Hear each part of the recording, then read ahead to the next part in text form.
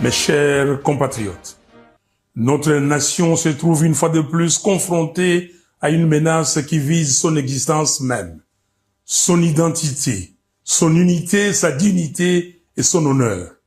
C'est pourquoi je prends la parole aujourd'hui pour rappeler avec la plus grande fermeté une vérité inaltérable. Aucun accord de prétendue intégration économique régionale ne peut être envisagé tant que la souveraineté et l'intégrité territoriale de la RDC sont bafouées. Comment peut-on parler de coopération lorsque les forces rwandaises et ougandaises occupent nos terres, exploitent nos ressources et provoquent les déplacements, la mort et la souffrance de nos concitoyens? J'affirme haut et fort que l'accord cadre signé le samedi 15 novembre 2025 à Doha ne saurait constituer la base d'un accord de paix durable. Les discussions de Doha devaient se limiter à la mise en œuvre intégrale et sans complaisance de la résolution 2773 des Nations Unies et la définition des modalités du cessez-le-feu et non à la signature d'un accord d'abdication qui mettrait en péril l'avenir de nos enfants. Notre nation n'est pas à vendre. Notre souveraineté n'est pas négociable. Et l'intégration régionale ne peut se faire qu'entre États égaux, libres et respectueux des frontières. Aucune pression ne doit primer sur la sécurité du Congo. Aucune manœuvre ne doit détourner notre marche vers la cohésion nationale.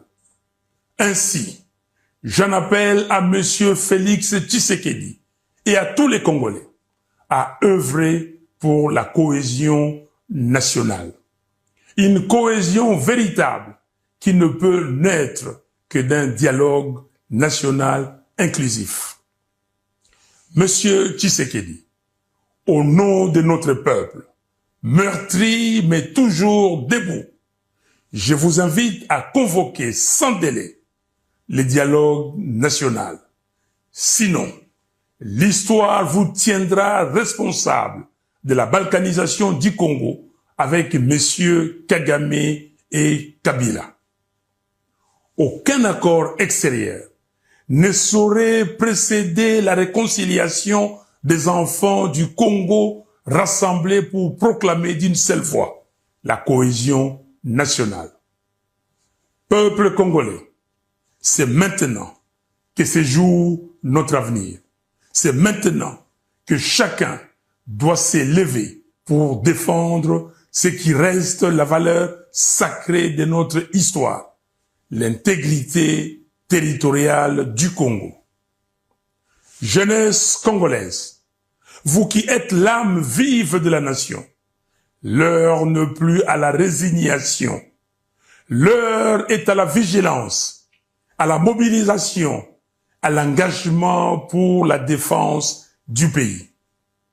Tenez-vous prêts. Un peuple uni ne sera jamais vaincu. Un Congo debout ne sera jamais balkanisé. Je vous remercie.